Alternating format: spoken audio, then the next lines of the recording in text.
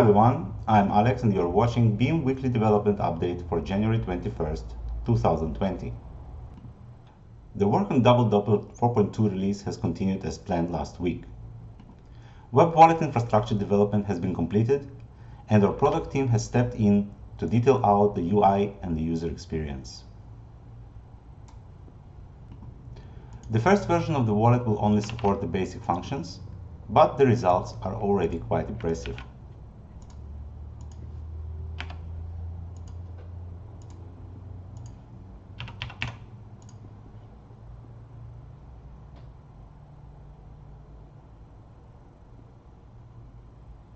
The work on the wallet ID refactoring has also been completed, and from now on an additional signature will be required when two wallets try to create a transaction using the SBBS system.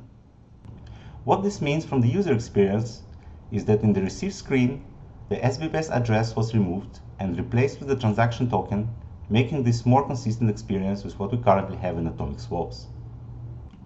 Last week we also had good progress in development of the wallet service, wallet channels, and the atomic swaps API.